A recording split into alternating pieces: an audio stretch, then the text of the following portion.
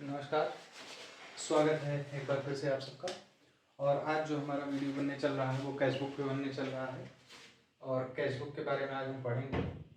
और जो सोर्स होता है ये सब कुछ पढ़ाने का, सबसे ऑथेंटिक सोर्स हमारे पास जो है अवेलेबल है वो हमारा, आप देख सकते हैं कि हमारा जो NCERT है, NCERT का बेसिकली जो बुक्स वगैरह हैं यहाँ से हम डेटा को कलेक्ट करते हैं या इसको जो है एज अ सोर्स यूज़ करते हैं।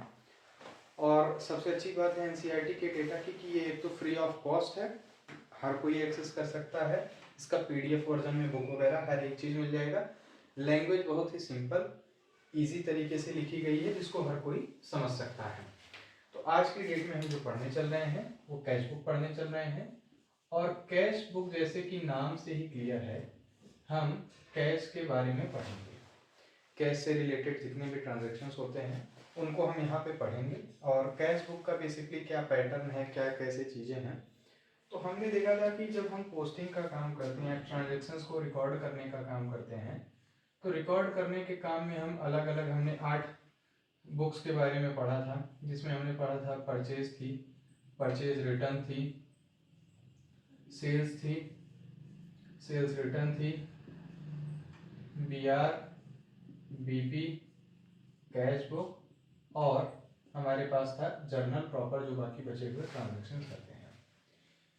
बेसिकली हमने भी ये बाकी सारे नहीं पढ़े, जर्नल एंट्री हमने सीख ली इसके पहले वीडियोस में। तो आपके सिलेबस में, चाहे ये आप क्लास 11th के हो, चाहे आप BBA BCom के हो, चाहे आप SSC के स्टूडेंट हो, आपका जो सिलेबस है वो बेसिकली कैश बुक है। कैश बुक पे जाने से पहले जस्ट हम थोड़ी सी चीज़ों को समझ लेते हैं जिससे हमारे लिए आसानी हो। देखिए, परचेज में जो भी उधार खरीदारी आप कर रहे हो जाएगी, यानी उधार, उस उधारी में से जो रिटर्न का काम हो रहा है या वैसे भी जो रिटर्न का काम हो रहा है परचेज रिटर्न। सेल्स, उधार सेल्स, यानी जिसको आप जो है उधार बेच रहे हो, उधार पे आपने किसी को सामान दे दिया वो। बिल्स रिसीवेबल, आपको किसी से पैसा मिलना है, बिल्स रिसीवेबल आपको किसी को पैसा देना है।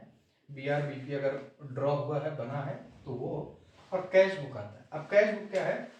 कैश बुक भाई साहब हमने बड़े आसान शब्दों में पढ़े तो हमने पढ़ा था डुअल एस्पेक्ट कॉन्सेप्ट। और डुअल एस्पेक्ट कॉन्सेप्ट में हमने ये देखा था कि हमारे पास जो भी ट्रांजेक्शन्स होंगे उसमें एक जगह पे एक चीज होगी और एक जगह पे कम से कम, मतलब एटलीस्ट 2 ऐसी चीजें होती हैं, तो ऐसे आप कह सकते हैं अकाउंट्स होते हैं कि जो इन्वॉल्व होते हैं।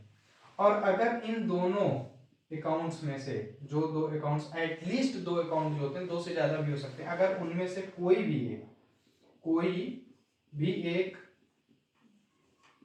एक कैश है, यानी कैश अगर कहीं इन्वॉल्व हो रहा है तो उनकी एंट्री हम कहाँ करेंगे? कैश बुक में। अब कैश कैसे इन्वॉल्व होगा? बड़े साफ सरल शब्दों में, कैश के सिर्फ 2 ही तरीके हैं इन्वॉल्वमेंट के, ज़्यादा कोई झंझट नहीं। या तो आप किसी चीज के लिए कैश की पेमेंट करोगे, किसी चीज के लिए हो सकता है, या तो कोई खर्चा हो या आप कुछ परचेज कर रहे हो। 2 ही इवेंट हो सकते हैं कि या आप कुछ खर्चा कर रहे हो, खर्चे के लिए पेमेंट कर रहे हो, या आप कुछ असेट्स वगैरह कुछ ऐसी चीज परचेज कर रहे हो। ठीक, या आप अपनी लाइबिलिटी को कम करने के लिए, जैसे किसी से उधार वगैरह लिया था वो पेमेंट कर रहे हो, तो इसी में आप किसी को कैश देते हो। अन्यथा के केस में आप किसी को सामान बेच रहे हो तो कैश मिल सकता है, कुछ भी बेच रहे हो तो कैश मिल सकता है, या आपको कोई इनकम जनरेट हुई उसके लिए पैसा रिसीव हो रहा हो, या एज अ लाइबिलिटी आप कोई चीज ले रहे हो तो। अब हमको ध्यान ये रखना है कि जो हमारे पास यहाँ कैश के ट्रांजेक्शन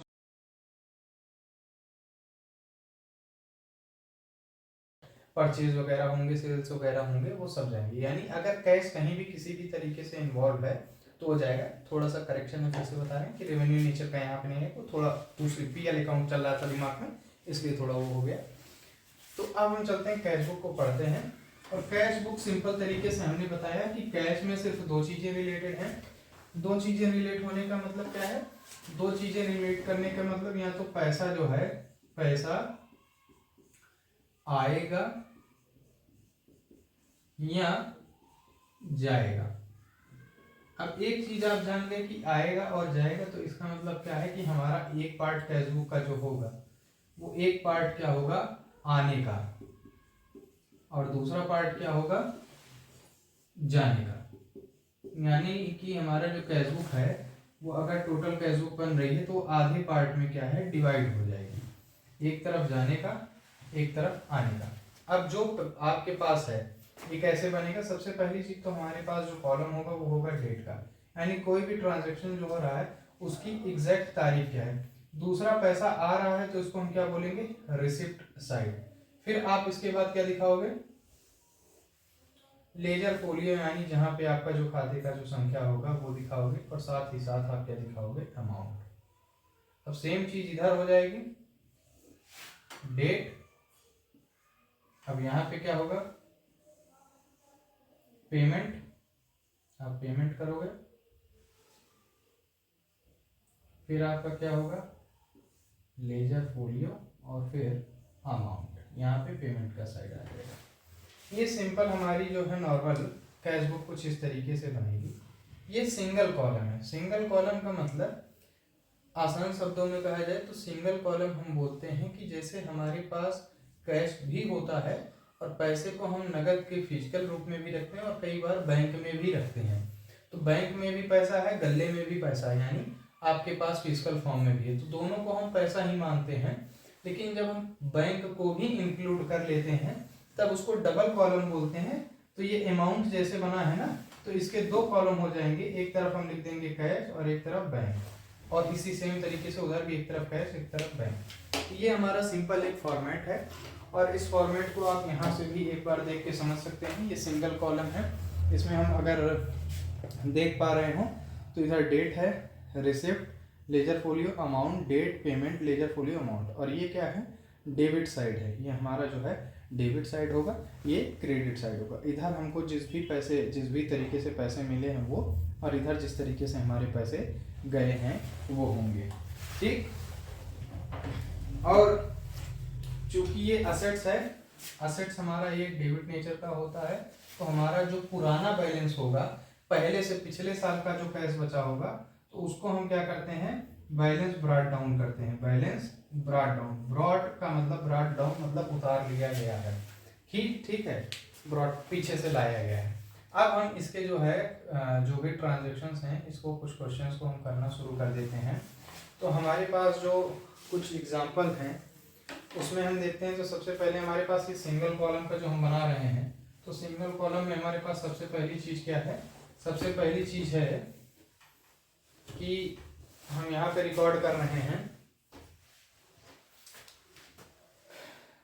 डेट वाइज, इसमें दिया है, आप नोट भी कर सकते हैं अगर लिखना चाह रहे हैं, और नहीं तो इन केस आप नहीं चाहते हैं तो ऐसे भी आपके पास ही आ जाएगा। तो हमारे पास जो ट्रांजेक्शन्स हैं, पहला है नवंबर 2017 का नंबर है, कैश इन हैंड। उसके बाद 4 को कैश रिसीव्ड फ्रॉम गुरमीत, यानी रिसीव्ड साइड जाएगा। इंश्योरेंस पेड, पेमेंट कर रहे हैं, पेमेंट साइड जाएगा। परचेज फर्नीचर, फर्नीचर परचेज कर रहे हैं, यानी आपका पैसा जा रहा है। सोल्ड गुड्स फॉर कैश, आपने कैश के लिए सामान बेच दिया, यानी पैसा आपको रिसीव होगा। Purchase goods from Mudit in cash, तो मुदित से आपने कैश में परचेज किया है तो इसके लिए पेमेंट करनी पड़ी होगी, पैसा गया होगा। परचेज स्टेशनरी, स्टेशनरी परचेज की तो पैसा गया।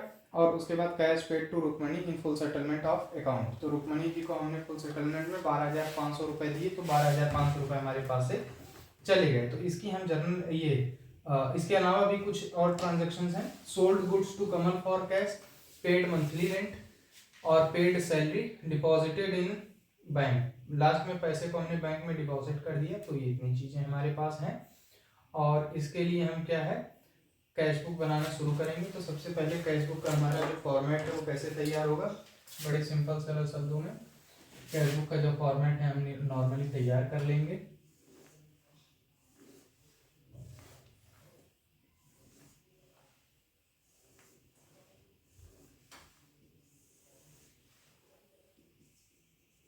डेट, रिसीव,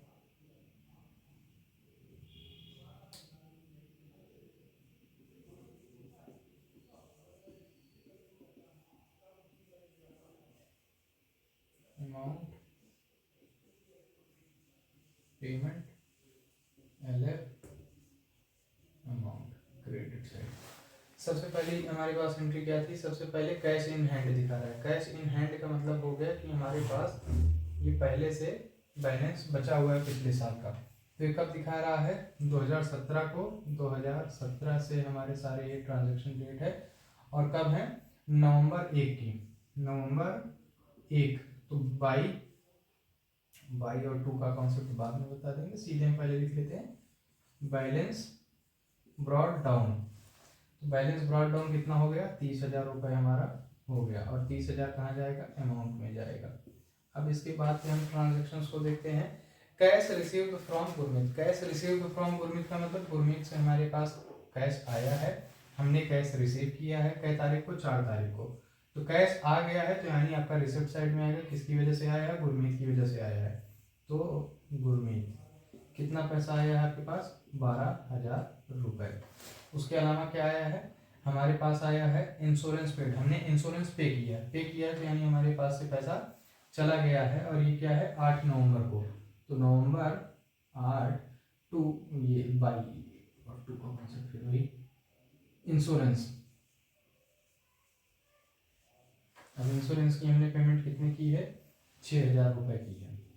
अब इसके बाद क्या है, हमारा परचेज फर्नीचर, फर्नीचर परचेज किया है कितने तारीख को, फर्नीचर परचेज किया हमने 13 तारीख को। तो 13 तारीख को फर्नीचर परचेज किया, यानी पैसा हमारे पास से गया है, तो हमारा हो गया फर्नीचर कितने का है फर्नीचर हमारे पास, तो फर्नीचर हमारे पास जो है वो है 13,800 का, 13,800 का। उसके बाद हमारे पास क्या है, उसके बाद हमने sold goods for cash, cash के लिए हमने गुड्स को बेच दिया, तो हमारे पास क्या होगा, पैसा आएगा, 16 तारीख की बात है, तो ये आ जाएगा हमारा सेल्स। कितना सेल्स हमने जो किया है, ये 28,000 की हुई है। फिर अगली एंट्री हमारे पास क्या है, purchase goods from Udit in cash, तो कैश के बदले सामान खरीदा है, तो पैसा गया है हमारे पास से, 17 तारीख का है, क्या हो जाएगा, मुदित नहीं होगा, ये हो जाएगा परचेज, क्योंकि परचेज के लिए आ रहा है, परचेज किया हमने, तो परचेज हो जाएगा, और परचेज का कितना अमाउंट हो जाएगा, 17,400।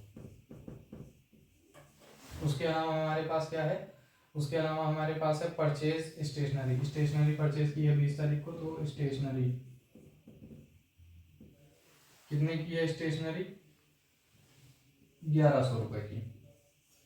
फिर हमारे पास क्या है, sold goods to Kamal for cash, cash के लिए जो है कमल को जो है सामान बेचा, तो सामान जो है बेच दिया है, तो पैसा आ जाएगा, कितना आ जाएगा, 18,200।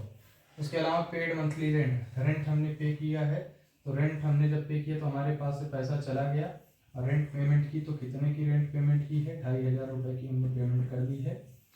फिर हमारे पास क्या है, पेड सैलरी, सैलरी हमने पे की है, तो सैलरी हमारे पास से चली गई है, मतलब सैलरी के लिए पैसा गया है, तो पेड सैलरी 3,500। और उसके बाद हमारे क्या है, डिपॉजिटेड इन बैंक, तो आपके कैश फिजिकल फॉर्म से निकल के कहाँ चला गया है, बैंक में चला गया है, तो इसकी एंट्री हम क्या करेंगे, बैंक, बैंक की वजह से पैसा गया है, तो कितना हो जाएगा, 8,000। अब हमको दोनों साइड का टोटल करना होता है, दोनों साइड का टोटल करके हम देखते हैं कि कितना आया है। तो हम मोटे मोटे तौर पे देख सकते हैं कि यहाँ 13,000 17,000 के अलावा कोई भी बड़ा अमाउंट नहीं है, 8,000 के अलावा, और यहाँ हमको बड़े अमाउंट दिख रहे हैं, यानी ये साइड हमको ज़्यादा दिख रही है। आप जोड़ के भी ऐड करके भी देख सकते हैं, अभी कंफर्म हो जाएगा। तो हम देख पा रहे हैं कि 30 28,000 को हम जोड़ेंगे, तो 30 20 50 58,000 और 12,000 70,000, और 70 1 10 80 88,200 हमारा टोटल आ रहा है। कितना आ रहा है, 88,200 हमारा टोटल आ रहा है। टोटल के लिए ऐसे हम बैलेंसिंग कर लेते हैं, जो ज़्यादा होता है उसी अमाउंट को हम लेते हैं। अगर इधर का अमाउंट ज़्यादा आ जाएगा तो हम उसको टोटल में लेंगे। अब इधर का अमाउंट देखते हैं, तो इधर का अमाउंट जब हम देखेंगे तो हम पाएंगे 6,000 14,000, ठीक, और 14,000 के बाद हमारा 20,000, 20,000 के बाद हमारा जो हो जाएगा, इसको हम जोड़ेंगे, 20,000 के बाद 13 और 17 10 30 50 और 50 1 51 ये 52, ठीक है, 52,000 समथिंग हमारे पास आ जा रहा है। और जो हम एग्जैक्ट देखेंगे इसको घटा के, तो 88,200 में से हम घटाएंगे जब इसको, तो हमारे पास देख पाएंगे कि जो गैप आ रहा है वो कितने का आ रहा है, इस साइड आ रहा पहली बार, तो जो गैप आएगा उसको हम गैप को बराबर करेंगे और वही हमारे पास क्या कहलाएगा कि रिमेनिंग बैलेंस है। देखो आपके पास कैसे है, ये रिसिप्ट है और ये पेमेंट है, यानी आपने पैसा रिसीव ज़्यादा किया है, पेमेंट कम की है। तो आपने रिसीव ज़्यादा किया है, पेमेंट कम की है, इसका मतलब आपके पास कैश एक्स्ट्रा बचा हुआ है। तो जब कैश एक्स्ट्रा बचा हुआ है तो उसी को हम क्या करेंगे कि इधर बैलेंस कर देंगे और बोल देंगे बाई बैलेंस कैरिड डाउन, यानी ये आपके पास कैश इन हैंड कैश बचा हुआ है और ये अमाउंट हमारे पास जो आएगा 23,400 कैलकुलेट करने पे आएगा। और अगली बार जब अगले महीने या जब भी खुलेगा तो ये इधर आ जाएगा बैलेंस ब्रॉट डाउन। इसी तरीके से आपका कैश बुक का जो है काम होता। अब अगला जो क्वेश्चन होगा वो 2 साइडेड जो 2 कॉलम्स कैश बुक है उसके साथ जो है पूरा कंप्लीट किया जाएगा वीडियो। अभी की वीडियो में बस इतना ही।